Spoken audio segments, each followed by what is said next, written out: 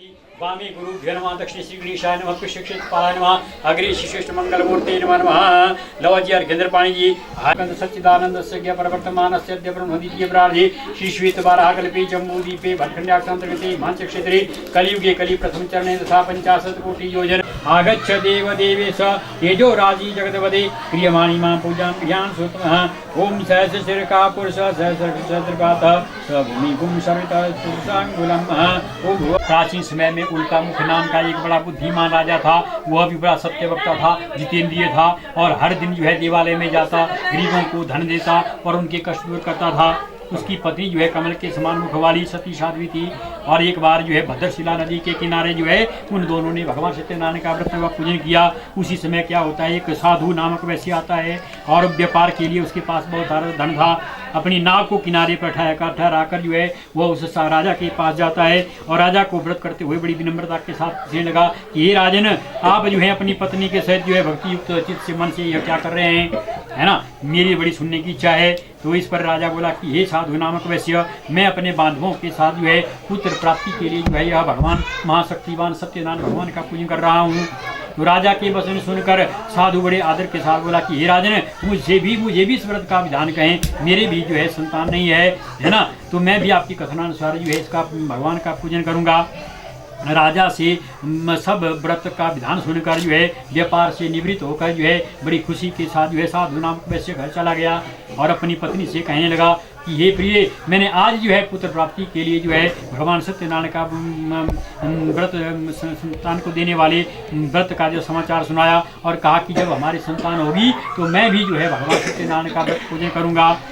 तो इस प्रकार से ऐसा मन में संकल्प लेते ही जो है उसका जो है ईश्वर की कृपा से जो है उसकी स्त्री लीलावती जो है पति के साथ आनंदित होकर जो है सांसारिक धर्म में प्रवृत्त होकर जो है भगवान सत्यनारायण की कृपा से जो है गर्भवती हो गई और 10वें महीने में जो है उस साधु नामक वैश्य की जो है एक सुंदर कन्या का जन्म हुआ। दिन दिन जो है वह शुक्ल पक्ष की तरह जो है चंद्रमा की तरह बढ़ने लगी और कन्या का नाम कलावती रखा गया।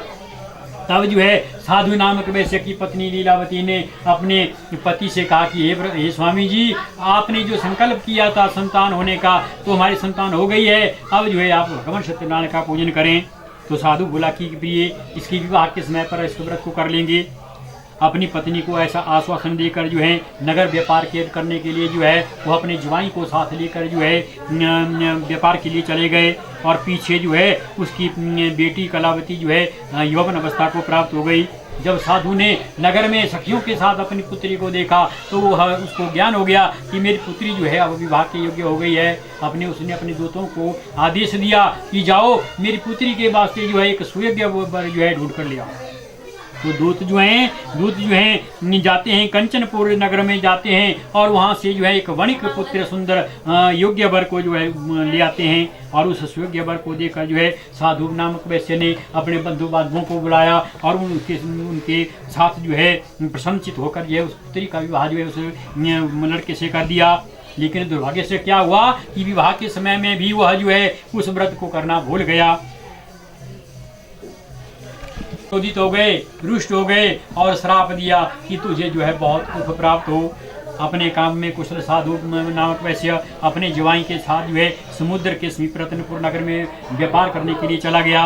वहाँ दोनों ससुर जुआई जो है राजा चंद्रकेतु के नगर में जो है जा पहुँचे और व्यापार करने लगे। तो एक बार भगवान की माया से क्या हुआ, प्रभावित हो क्या हुआ कि भगवान सत्यनारायण की माया से प्रेरित कोई चोर जो है राजा चंद्रकेतु का धन चुरा कर जो है शीघ्रतापूर्वक वहां से दौड़े जा रहा था। पीछे से राजा के दूतों को आते देखकर चोर ने घबरा कर जो है उस भागते भागते उस धन को उसी स्थान पर रख दिया जहां दोनों साधु नाम वैश्य जुआई रहा कर बैठे हुए थे और वहां पर धन को रख कर जो है वह दूत वहां से वह चोर जो है वहां से चला गया। पीछे से दूत आए और उन्होंने उस धन को जो है उन्हें दोनों साधु नामक वैश्य और जुआई के पास देखा तो उन्होंने बड़ी अनुनय विनय की कि महाराज ये धन हमारा नहीं है, यहाँ से कोई चोर यहाँ से जा रहा था, उसने ये धन यहाँ पर रख दिया है, ये धन हमारा नहीं है, हमने नहीं चुराया है। लेकिन ईश्वर की माया से उनकी बातों को किसी ने नहीं सुना और उनको जो है उनकी अनुनय विनय ना सुनकर जो है उनको दोनों को चोर समझकर पकड़ लिया गया और राजा की आज्ञा से जो है उनको कठिन कारावास में डाल दिया गया। राजा से जितना कड़ी उनका धन था व्यापार के लिए लाया गया था वो सारा छीन लिया गया। और उसकी उसी भगवान के रुष्ट हो जाने से पीछे उसकी जो साधु नाम के पत्नी जो लीलावती थी वो अभी जो है धन में बहुत घर में पीछे बहुत दुखी हुई, जो धन था उससे चोर चुरा कर ले गए।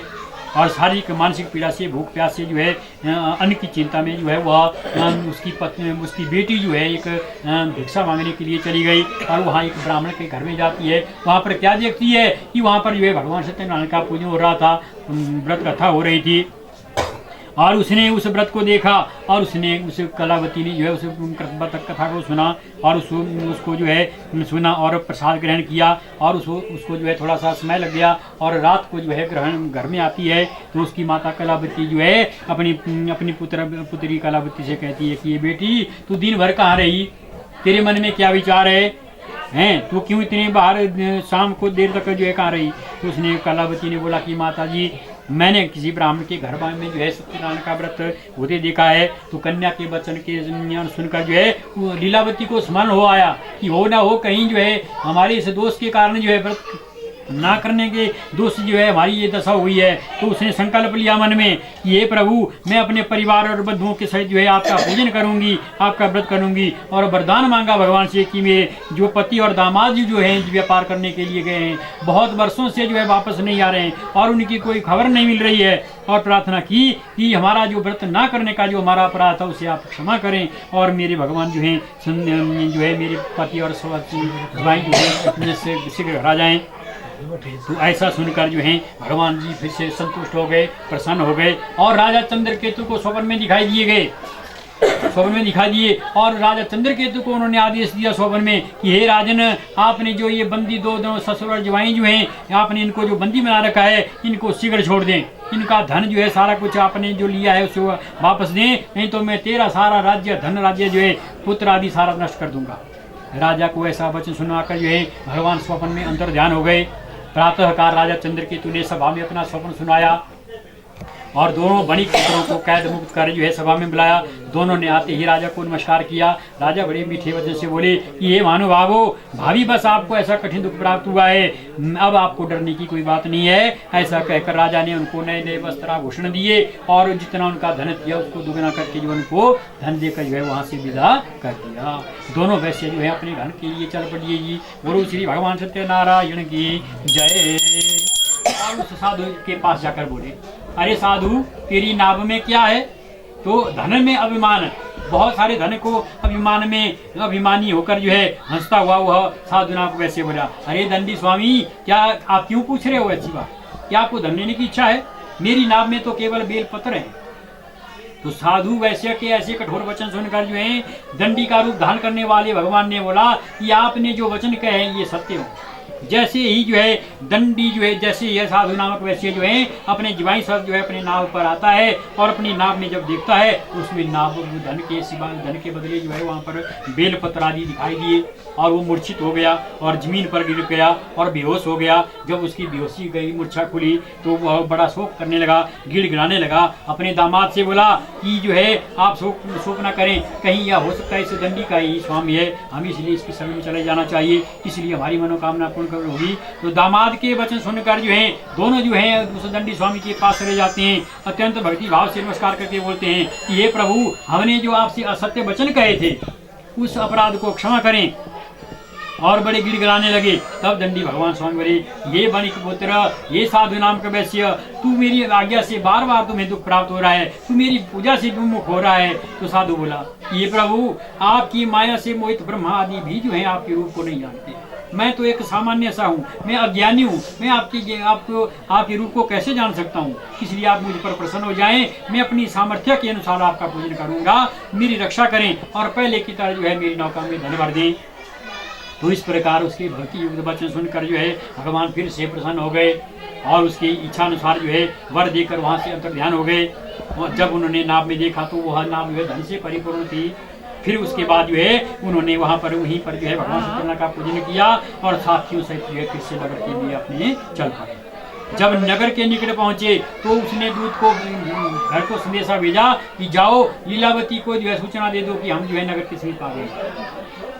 जब जो है साधु जो है नगर के साधु दूत ने साधु के घर जाकर उस स्त्री को नमस्कार किया और बोला कि सेठ जी और दामाद जी जो है इस नगर के समीप आ गए हैं। ऐसा वचन सुनकर जो है लीलावती जो है ने बड़े हर्ष के साथ बड़ी खुशी के साथ जो है भगवान सत्यनारायण का पूजन कर जो है अपनी पुत्री से कहा कि मैं अपने पति के दर्शन के लिए चली जाती हूँ, तो तू भी जो है कार्य पूर्ण करके शीघ्र आ जा। माता के वचन सुनकर जो है कलावती ने जो है उससे भूल हो गई। उसने जो है भगवान सत्यनारायण का जो प्रसाद था वो ग्रहण नहीं किया। वो बिना प्रसाद ग्रहण किए ही जो है अपने पति को देखने के लिए चल पड़ी और उसके पति को जो है नाव से जल में अदृश्य कर दिया।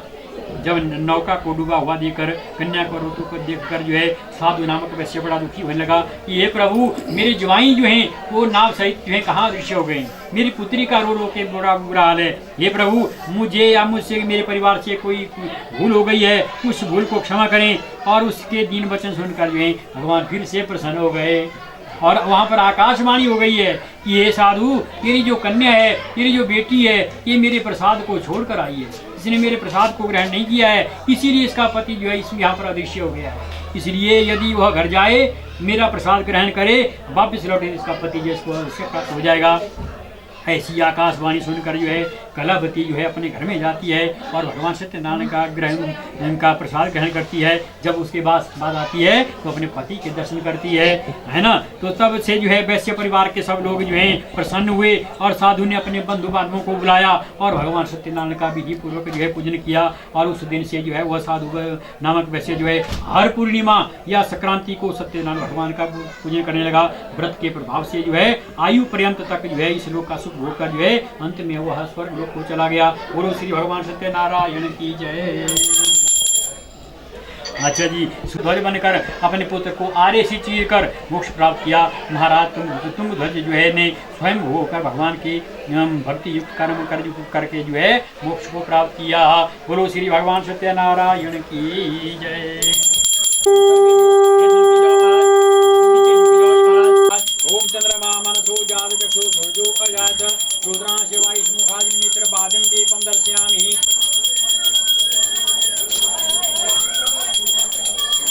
रुद्रांश वायुमुखादि नेत्र बादम दीपम दर्शयामि। ओम श्री भगवती महाकाली समर्पयामि। रख दो जी महाराज। ओम जय जगदीश हरे भगवान जय भक्त जनों के संकट दास जनों के संकट क्षण में दूर करे। हरि ओम जय जगदीश हरे। जो ध्यावे फल पावे दुख बिन से मन का। भगवान दुख बिन से मन का। सुख संपत्ति घर आवे धन दौलत घर आवे कष्ट मिटे तन का। हरि ओम जय जगदीश हरे। पिता तुम मेरे शरण पढ़ूं मैं किसकी। भगवान शरण पढ़ूं मैं किसकी। तुम बिन और न दूजा प्रभु बिन और न दूजा। आश करूं मैं जिसकी। हरि ओम जय जगदीश हरे। तुम पूर्ण परमात्मा तुम अंतर्यामी। भगवान तुम अंतर्यामी। पार ब्रह्मा परमेश्वर पार ब्रह्मा परमेश्वर तुम सबके स्वामी। हरि ओम जय जगदीश हरे। करुणा के सागर तुम पालन करता। भगवान तुम पालन करता। मैं मूर्ख खल कामी मैं सेवक प्रभु स्वामी। कृपा करो वरता। ओम जय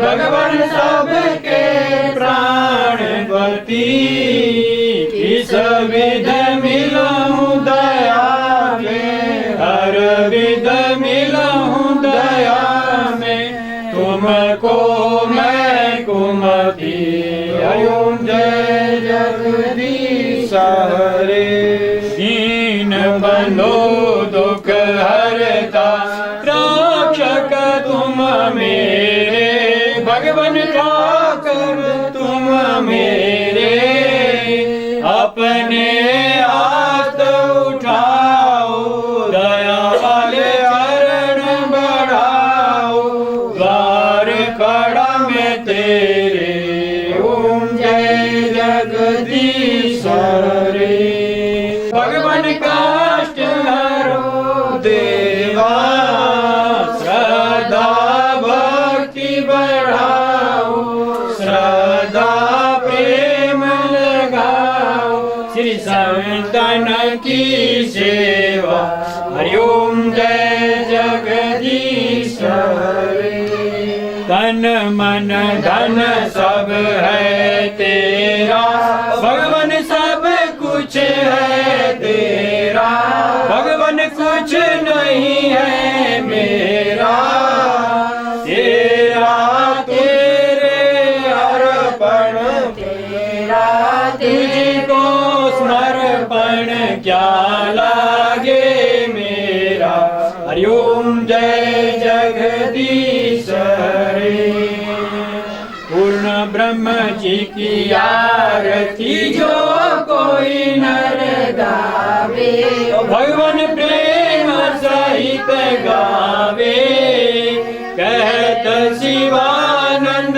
स्वामी कहत हरो हर स्वामी मन वांछित फल पावे हरिओम जय जगदीश हरे ओम जय जगदीश हरे भगवान जय जय राधे श्याम हरे भगवान जय जय सीताराम